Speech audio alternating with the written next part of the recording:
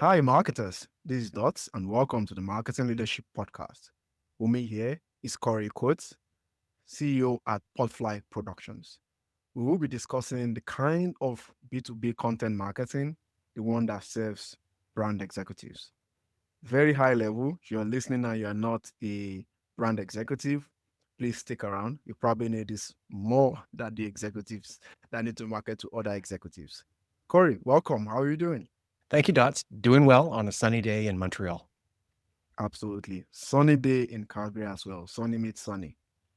Very, very nice to have you here on the pod. Do you want to tell us a bit about yourself, your background? You've done so well as well. Tell us about it.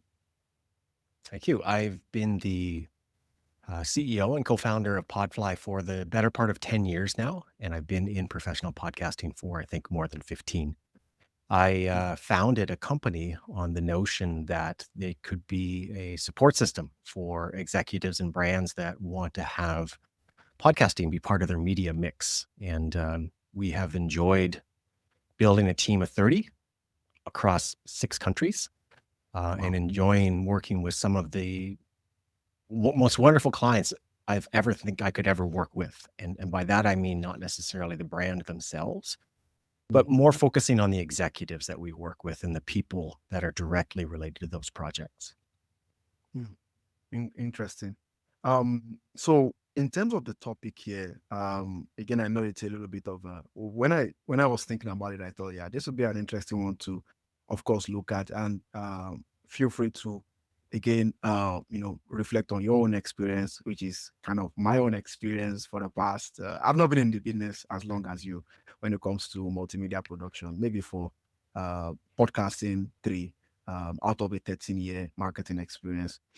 Now, when it comes to buying behavior in general, and how to plug in marketing to those, especially when it comes to the buying behavior of brand executives in general, is that what's the influence of making sure that that aspect of the process is right? And I'm saying that because in B2B, there are some misconceptions about certain things. You feel you want to default to a CEO of a company because they probably make some level of decisions, but there are influencers many levels below them who actually recommend the vendors or the tools to use. So there's a bit of a conundrum in there. So what aspect of B2B executive or C-level campaign or communication do you say, okay, I want to get the right content fit for these people? What is that process to researching those people? What is that process to making sure we are not just targeting executives for executives' sake? We are doing this because there is a fit. You know, every account's a snowflake, and everybody on our team is involved in the sales process in one form or another. Mm, Our earliest engagement and most important point of contact is with the individual who has been, as we say within our organization, handed the podcast folder. There usually is someone who's junior management, maybe mid 30s, often female, who is either new to the company or has been there for 6 to 12 months. And she has been handed what we again virtually call the podcast folder, and podcast with a question mark after it, because it may be the pet project of the CEO who's a big fan of podcasts and says, yeah, hey, we need to get this done. In yeah. other cases, it might be the ambition of that junior executive who is herself a fan of podcasts and thinks this is a great thing to bring into the content marketing mix.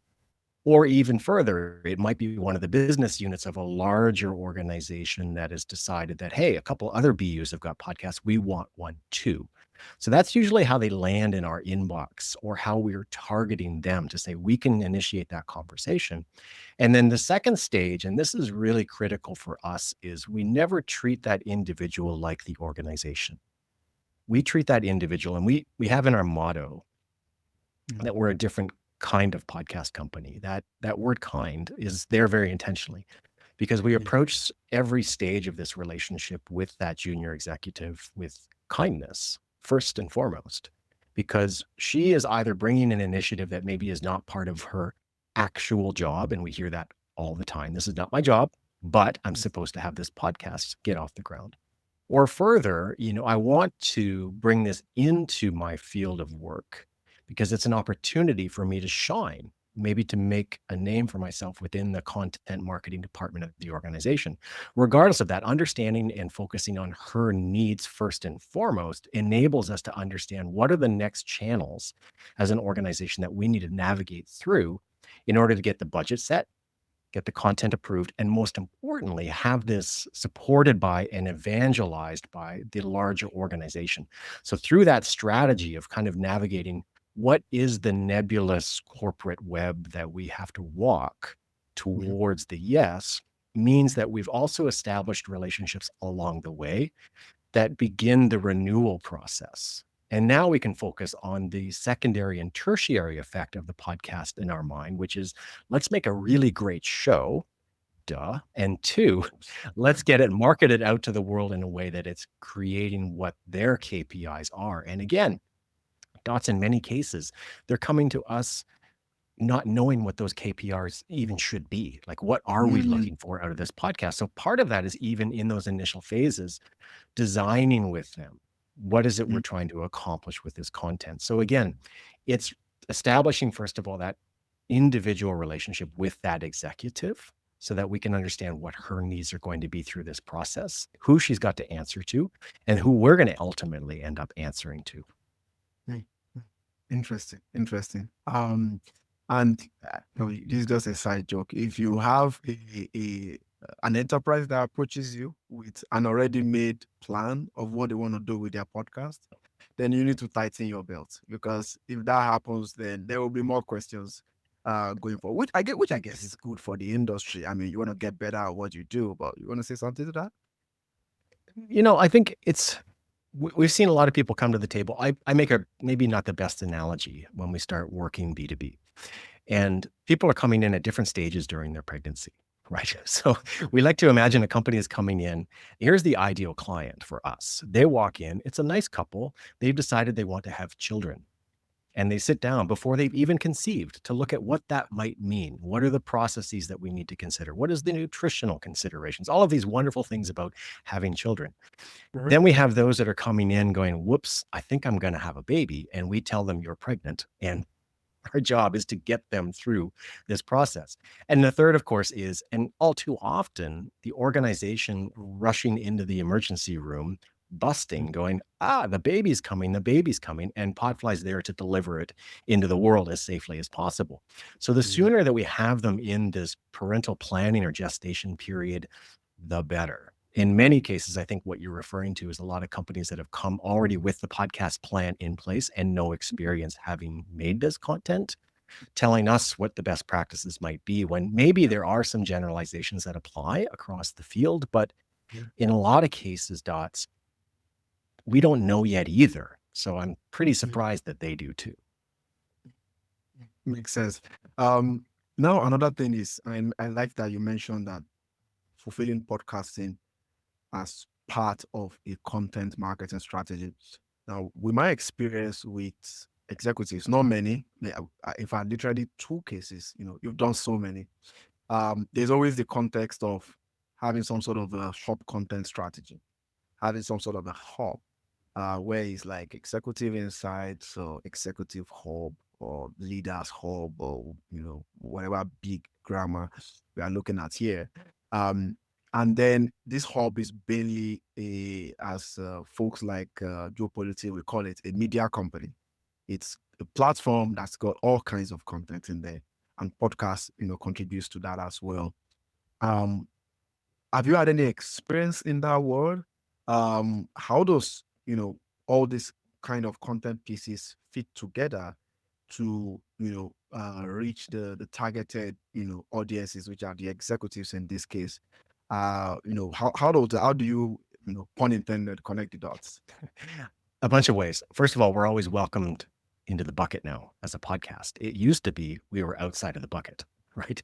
Podcast was the black sheep of the media strategy. It was that extra little side project that who knows if this is even going to work.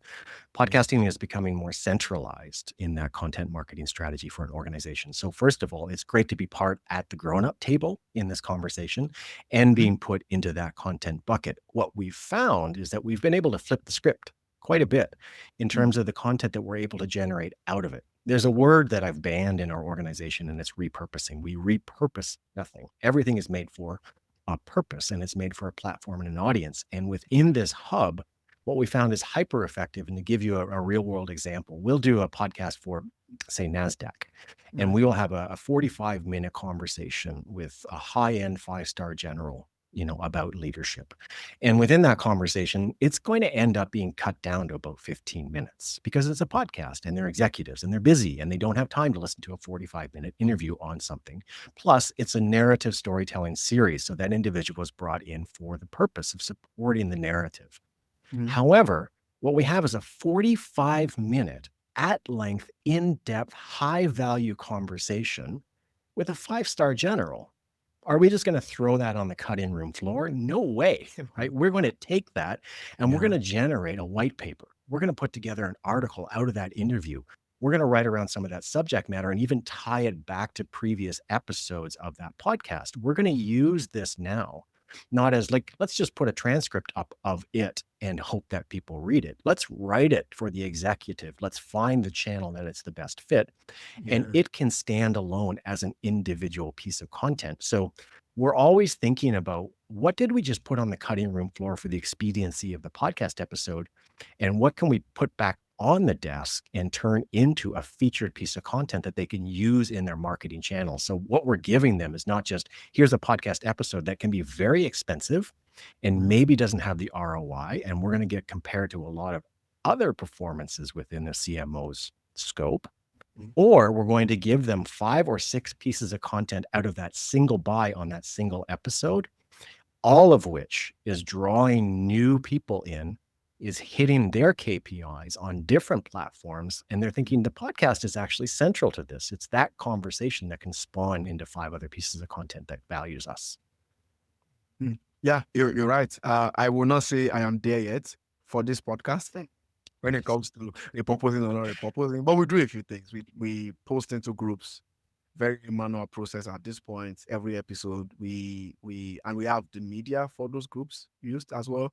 We do the article repurposing as well, which is why every time I speak to someone, I often research the brief. In the brief, there is always links to how to find very specific resources to that topic, so that the writer can then use that along with what we are saying here to build a much better resource on that topic on the web ever. Which is really, go ahead. What really works well for us as well is we have to assemble Avengers, superheroes around certain shows, right? So one of the shows we make is for the Prudential Group. It's called the Outthinking Investor. And it is taking incredibly dense white papers and condensing it down into a podcast episode to be consumed by institutional investors. It doesn't get more narrow than that, meaning the writers and producers that we have around the show are hyper specialized in this process. Then we can say, why don't we take the team that's already at the table and use those hyper focused skills and apply them to other content? And a lot of companies like PGIM and other big organizations, they don't want to hire writers. They don't want to bring new people in to make content.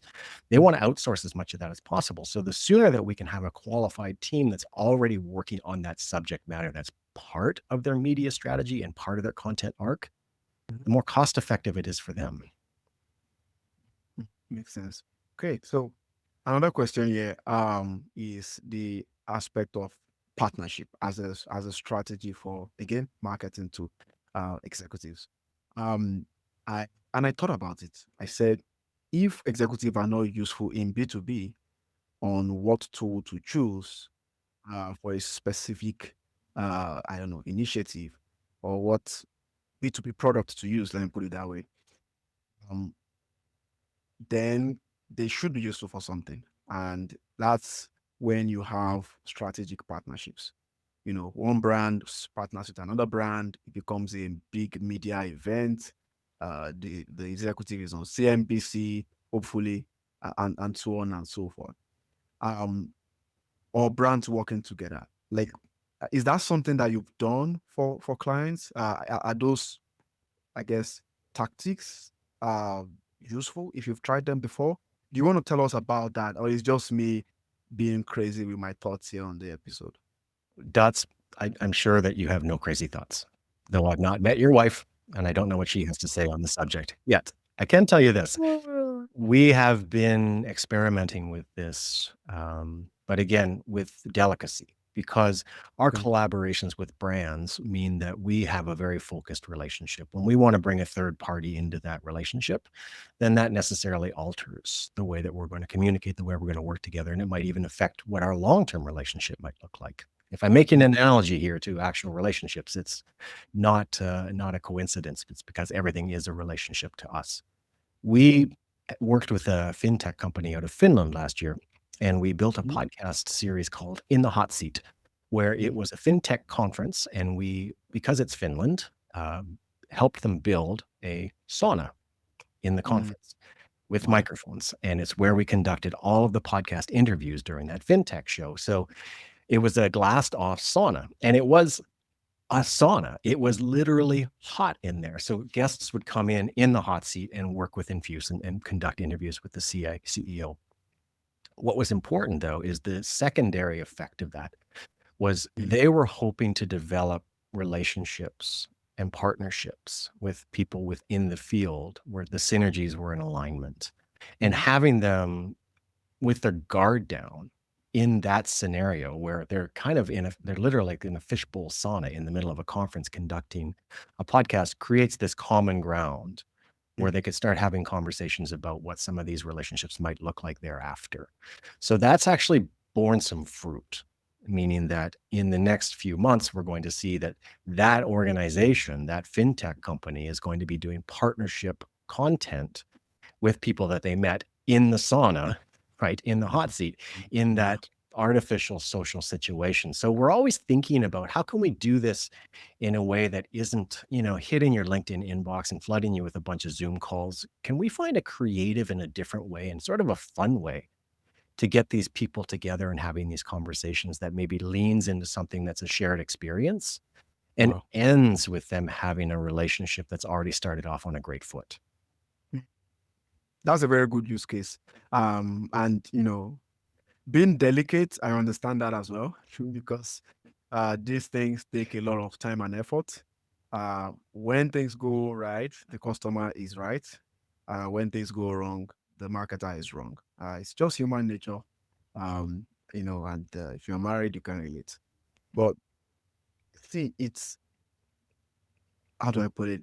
When executed properly, definitely it pays off a lot as well. There's a bit of efficiency in it as well, because if you're able to get the right audience at the right place in the right condition, and look at you've got a financial, event in Finland, FinFin, and then the sun.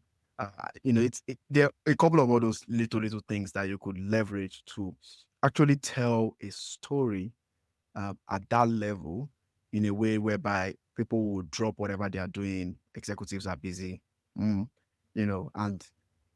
focus on that content that you have created. So that makes a lot of sense there. Guys, if you're listening, our job here is simple. Ask unique questions to common topics, which is why you may or may not be relating to everything that has been said here, even though it's extremely valuable, it's extremely true, and it's got enormous revenue potentials, especially if you are trying to get executives to sign your checks as a brand.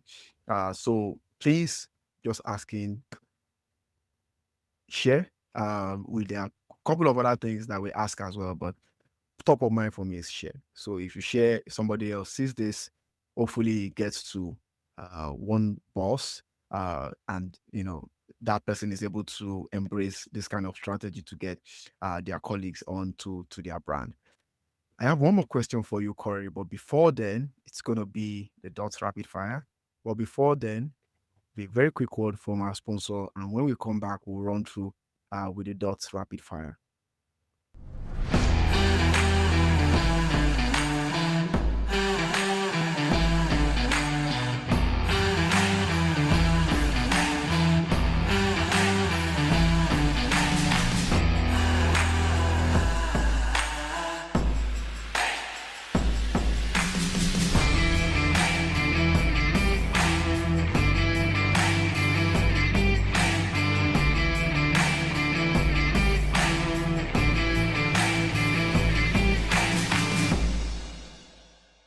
right, guys, welcome. Like I said, this is Dots Rapid Fire.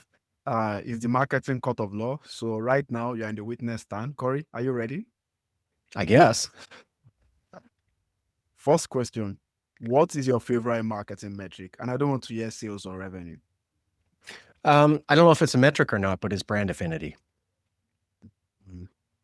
Would that be like brand lift? Maybe. I think so. No. Yeah. Yep. Yeah. How people no. feel about the brand. Yeah. It's it's getting more popular these days, Corey. Like you said, I don't know if you were saying this before or during the call.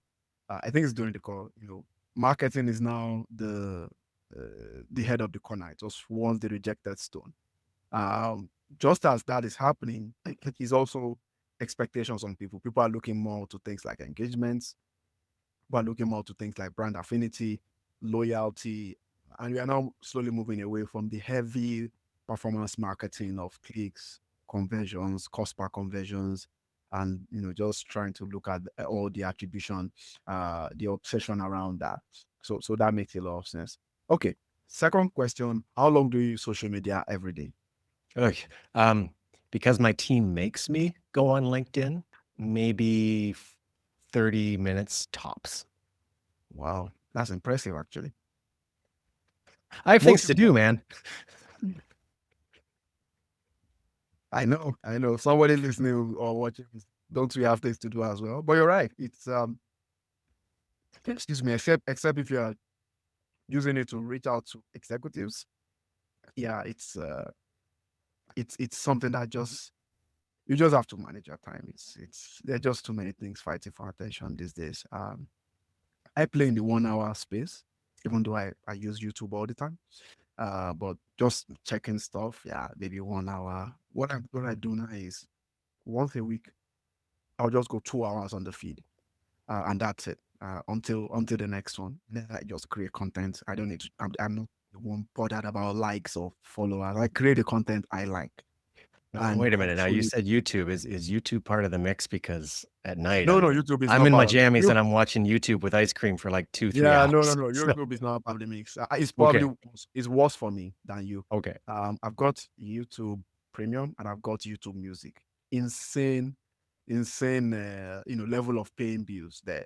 But I gotta say, I haven't seen a YouTube commercial in the better part of 5-6 years. I signed up when it was like YouTube Red or something like that, and I go on my partner's YouTube, and there's these ads all the time. yeah, I'm like, there's what is wrong with your Oh YouTube? my God. I'm like, here, I'm gonna give you $10. Stop this. And I don't drink coffee, Corey. I don't drink tea. I don't drink anything. Why? I need to listen to music. Otherwise, I'll run crazy. I need to listen to a documentary. I need to listen. But yeah, sometimes when you're like on somebody else's PC and you see an ad, I'm like, really? Are they running ads? Is this? Oh, not my account. Okay. Yep. Why? That's awesome. Okay. Last question. What is your favorite marketing quote? I don't know if I have a specific quote. I can say that I think it was 2 weeks ago, I went to Adweek Outlook in New York. I get invited to these ad conferences. I don't know why. I'm not an advertiser. I'm not a marketer, but I go because honestly, the food is good. Like they have really good You catering. should bring me along, bro. You should bring me along. But also, it gives me a chance to listen to and meet with some of the CMOs from some of the bigger organizations and kind of understand what they're thinking and where they're heading with some of their content. So I met with Marissa Thalberg. She is the CMO for SeaWorld, I believe. Oh, okay. And she said, and I really enjoyed that it turns out in a lot of conversations, it's brand versus performance. And she said, we should really change the versus to brand and performance because they're really kind of the same thing. And I tend to agree with that. I agree too. I think a couple of agencies are starting to adopt that as well in a way. And also defining what performance means. So it's not like the cutthroat, give me your email kind of performance marketing. So again, we'll continue to see how that goes. But looking at marketing, content marketing in general, I want to be more optimistic than skeptical. So let's build this. Let's make it better. Okay. Last question. speaking of making it better, there's so much information overload, even in the B2B world. Even with executives, an average CMO, for example, God knows how much DMs or notifications this person gets, even with different chiefs of staffs. So it's just the way it works, just the way it is in that world. And I know you sort of figure that out when it comes to creating content for those kinds of people, multimedia content.